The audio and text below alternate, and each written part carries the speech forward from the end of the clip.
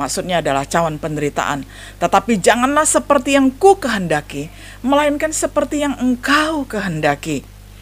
Itu adalah ketakutan yang saleh, yang diungkapkan Yesus untuk doanya yang demikian terdengar. Bukan karena cawan penderitaan telah disingkirkan, tetapi bahwa dia dapat meminumnya.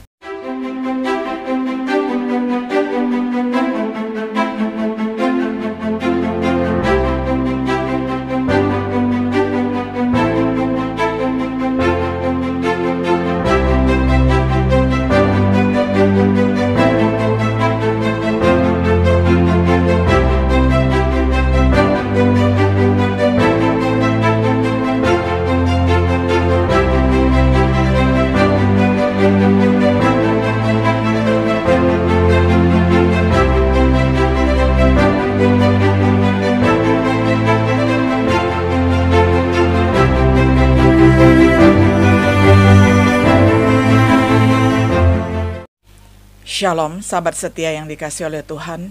Jumpa lagi di dalam acara Renungan Sahabat Setia. Pada hari ini kita tiba pada episode yang ke-73 di dalam serial pembahasan Kitab Matius dengan tema Taman Kesengsaraan, Taman Kemenangan.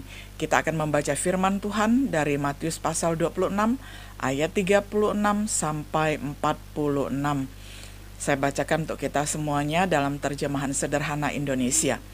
Sesudah Yesus bersama kami sampai ke satu taman yang bernama Getsemani, dia berkata kepada kami, "Kalian duduk di sini dulu, karena aku mau pergi berdoa." Lalu dia menyuruh Yakobus dan Yohanes, yaitu kedua anak Zebedius, dan Petrus ikut bersamanya. Waktu itu Yesus merasa sangat sedih dan hatinya sangat tidak tenang. Lalu dia berkata kepada mereka, "Hatiku sangat sedih sekali, seperti mau mati rasanya. Kalian tetap tinggal di sini dan sadar terus denganku sambil berdoa." Lalu dia pergi sedikit lebih jauh dari mereka, lalu sujud dan berdoa. Katanya, "Ya Bapakku, kalau bisa, janganlah biarkan aku menjalani penderitaan ini, tetapi janganlah terjadi seperti yang aku kehendaki, melainkan jadilah seperti yang Engkau kehendaki." Sesudah berdoa seperti itu, dia kembali kepada ketiga muridnya itu dan melihat mereka sedang tertidur. Lalu dia berkata kepada Petrus, "Ternyata 1 jam saja kalian tidak sanggup sadar terus denganku sambil berdoa. Sadarlah terus sambil berdoa supaya kamu masing-masing tidak berdosa ketika dicobai oleh iblis. Memang rohmu mau berbuat yang baik, tetapi tubuhmu tidak sanggup." Untuk yang kedua kalinya, Yesus pergi lagi berdoa, "Bapakku, kalau penderitaan ini tidak mungkin aku hindari, maka jadilah sesuai dengan kehendak-Mu." Ketika dia kembali, dia melihat mereka sedang tidur lagi, karena mereka sangat mengantuk. Jadi dia meninggalkan mereka lagi di situ dan pergi berdoa untuk ketiga kalinya. Dia berdoa lagi untuk hal yang sama. Sesudah itu dia kembali kepada murid-muridnya itu dan berkata, "Kalian masih tidur dan istirahatkah? Cukuplah sudah. Lihatlah, waktunya sudah tiba. Sekarang aku anak manusia akan diserahkan ke tangan orang-orang berdosa. Bangunlah, mari kita pergi. Lihat, orang yang menyerahkan aku kepada musuh-musuhku sudah datang." Sampai sedemikian jauh pembacaan firman Tuhan dari Matius 26 ayat 36 sampai 46. Sahabat setia yang terkasih, perjamuan terakhir Tuhan Yesus dengan murid-muridnya telah selesai. Yesus menubuatkan pengkhianatan oleh Yudas Iskariot. Dia merayakan Paskah, mengadakan perjamuan Tuhan. Dia kemudian menubuatkan penyangkalan Petrus terhadap dirinya saat mereka berjalan ke Bukit Zaitun. Yesus dan murid-muridnya kemudian datang ke suatu tempat yang disebut Taman Getsemani, sebuah taman di luar kota, di seberang sungai Kidron, dan di atas Bukit Zaitun. Kata Getsemani muncul pada Injil Matius dan Injil Markus, berbahasa Yunani sebagai Getsemani. Kata ini berasal dari Assyria, Getsmane, yang artinya alat pemeras ataupun penghasil minyak. Matius 26 sampai ayat 32 dan Markus 14 ayat 32 menyebutnya koreon atau tempat. Injil Yohanes 18 ayat 1 mengatakan Yesus memasuki sebuah taman kepos bersama dengan murid-muridnya. Perhatikan kontras antara Taman Eden dan Taman Getsemani. Di taman pertama, orang pertama jatuh karena menyerah kepada godaan iblis. Di taman kedua, yakni Taman Getsemani, manusia kedua atau Adam kedua, yakni Yesus Kristus, menaklukkan diri dengan menyerah kepada kehendak Allah Bapa. Ya, Taman Getsemani adalah tempat kemenangan bagi Yesus dan membawa dampak bagi kita juga. Tetapi kemenangan itu tidak datang dengan mudah, seperti yang kita perhatikan yang pertama, Taman Getsemani adalah tempat kesengsaraan. Yesus mengalami kesengsaraan besar. Dia pergi berdoa hanya ditemani oleh Petrus, Yakobus, dan Yohanes. Sebelum dia mulai berdoa, dia merasa sangat sedih dan gentar. Markus mencatat bahwa dia sangat takut dan gentar. Kemudian Lukas mencatat bahwa dia sangat menderita dan keringatnya menjadi seperti tetesan darah yang jatuh ke tanah. Sekarang jiwaku terharu, dan apakah yang akan kukatakan? Bapa, selamatkanlah aku dari saat ini. Tidak, sebab untuk itulah aku datang ke dalam saat ini. Yohanes 12 ayat 27. Dia tahu apa yang akan terjadi, karena dia telah memberitahu kepada para muridnya sebanyak 3 kali. Bisa dibaca di dalam Matius 16 ayat 21, pasal 17 ayat 22 sampai 23, pasal 20 ayat 17 sampai 19. Tidak hanya rasa sakit fisik yang harus ditanggung, tetapi juga rasa sakit beban dosa kita dan pemisahan dari Bapanya, sebagaimana dia menanggung dosa kita di kayu salib, sebagaimana yang sudah dinubuatkan oleh Nabi Yesaya 53 ayat 6, lalu tertulis di dalam Matius 27 ayat 46. Yesus menanggung kesedihan mendalam. Dia menggambarkan dirinya dengan sangat sedih, seperti mau mati rasanya. Matius 26 ayat 38. Penulis Ibrani menulis, dalam hidupnya sebagai manusia, ia telah mempersembahkan doa dan permohonan dengan ratap tangis dan keluhan kepada Dia yang sanggup menyelamatkannya dari maut, dan karena kesalehannya ia telah didengarkan. Nah, ini adalah pelayanan Yesus yang luar biasa untuk misi penyelamatan umat berdosa. Sekali lagi, kesedihan dan kesengsaraannya sebagian disebabkan oleh fakta bahwa dia telah mengambil ke atas dirinya sendiri kesengsaraan dan kesedihan kita semua, kesengsaraan saya dan kesengsaraan saudara semuanya. Yesus mengalami kesendirian sepenuhnya. Dia ingin murid-murid terdekatnya di dalam lingkaran yang sangat dekat, yakni ada 3 orang, Petrus, Yakobus, dan Yohanes, bersama-sama dengannya, berjaga-jaga dan berdoa. Mereka telah bersamanya sejak dari awal. Mereka telah mengetahui banyak rahasia. Salah satu mukjizat yang terbesar, banyak sekali yang mereka lihat. Mereka telah melihat dia berubah rupa di gunung, yakni peristiwa transfigurasi, termasuk murid yang dikasihinya, yakni Yohanes. Ini adalah 3 orang yang senantiasa mengikuti Yesus dan menjadi saksi mata peristiwa-peristiwa yang sangat penting di dalam kehidupan pelayanan Tuhan Yesus. Namun setelah setiap episode berdoa, dia menemukan murid-muridnya tertidur. Ketika dia menginginkan persekutuan bersama di saat sulit, dia tidak menemukannya. Pemazmur menubuatkan ini, dan ini terjadi. Sebagaimana dikatakan di dalam Mazmur 69 ayat 20.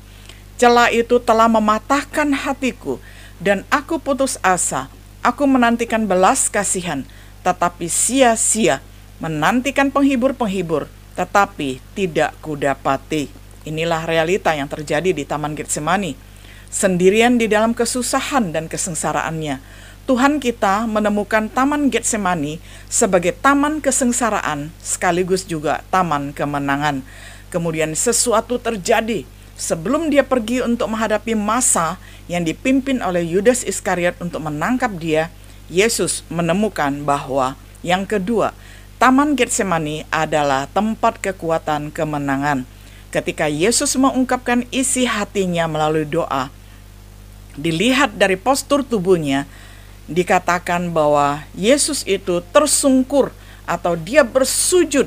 Didengar di dalam perkataannya, "Ya Bapakku, jikalau sekiranya mungkin, biarlah cawan ini lalu daripadaku." Maksudnya adalah cawan penderitaan. "Tetapi janganlah seperti yang ku kehendaki, melainkan seperti yang engkau kehendaki." Itu adalah ketakutan yang saleh yang diungkapkan Yesus untuk doanya yang demikian terdengar. Bukan karena cawan penderitaan telah disingkirkan, tetapi bahwa dia dapat meminumnya. Ketika manusia pertama, yakni Adam, pertama kali berkata, "Kehendakku, bukan kehendakmu yang dilakukan," itu akhirnya membuka gerbang banjir dosa di dalam kehidupan umat manusia. Dan manusia pertama serta pasangannya harus diusir keluar dari Taman Eden. Tetapi ketika Yesus berkata, "Bukan seperti yang aku kehendaki, tetapi seperti yang engkau kehendaki," kemenangan atas dosa dan akses ke pohon kehidupan menjadi kenyataan abadi. Itu mempersiapkan Yesus untuk pergi ke kayu salib, membuatnya semua itu bisa terjadi demi penebusan umat manusia. Yesus menerima pelayanan khusus. Yesus menerima jawaban atas doanya. Bukan jawaban yang dia minta, "Kiranya cawan ini berlalu daripadaku," tetapi kekuatan didatangkan dari malaikat. Malaikat-malaikat datang menghibur Yesus dan menguatkannya. Seperti doa Rasul Paulus di dalam 2 Korintus 12 ayat 7-10 yang dengan 3 kali meminta kepada Tuhan untuk menyingkirkan duri dalam dagingnya.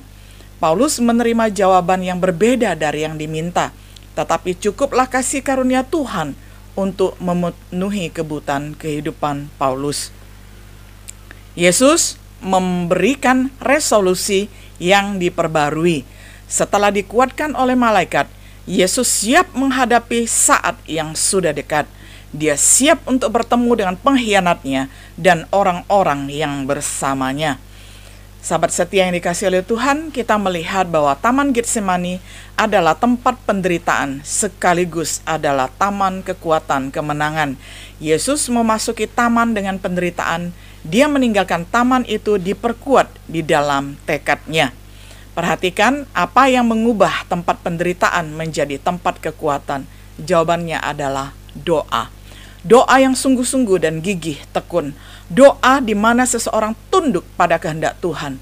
Doa di mana seseorang dikuatkan. Doa yang memampukan seseorang untuk menghadapi cawan kehidupan yang diberikan kepada mereka. Akan ada saat-saat ketika kita harus memasuki taman Getsemani kita. Saat-saat kesengsaraan, kesusahan, kesedihan, dan kesepian. Tetapi saat-saat seperti itu juga bisa menjadi saat yang menenangkan dan menguatkan. Asalkan kita menghabiskannya di dalam doa dan bersedia menerima kehendak Bapa. Yesus menemukan bahwa doa menjadi kunci untuk mengubah taman penderitaan menjadi taman kekuatan kemenangannya. Sebagai orang Kristen, kita memiliki doa berkat yang serupa. Janganlah hendaknya kamu khawatir tentang apapun juga, tetapi nyatakanlah dalam segala hal keinginanmu kepada Allah dalam doa dan permohonan dengan ucapan syukur. Damai sejahtera Allah yang melampaui segala akal akan memelihara hati dan pikiranmu dalam Kristus Yesus. Filipi 4 ayat 6-7. Semoga kita tidak pernah lupa untuk memanfaatkan hadiah yang luar biasa ini, terutama sejak kita memiliki Yesus sendiri untuk menjadi perantara atas nama kita.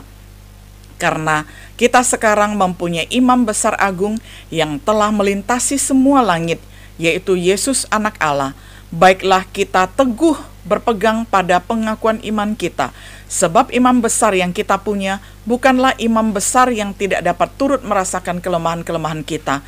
Sebaliknya, sama dengan kita, ia telah dicobai, hanya tidak berbuat dosa. Sebab itu marilah kita dengan penuh keberanian menghampiri tahta kasih karunia, supaya kita menerima rahmat dan menemukan kasih karunia untuk mendapat pertolongan kita pada waktunya. Ibrani 4 ayat 14-16. Sahabat setia yang dikasihi oleh Tuhan, bersyukur sekali Tuhan Yesus sudah menanggung deritaku dan deritamu, menanggung derita kita bersama. Kiranya kita tidak pernah melupakan Taman Getsemani yang menjadi tempat, yang menjadi saksi penderitaan Yesus, sekaligus juga tempat kemenangan Yesus.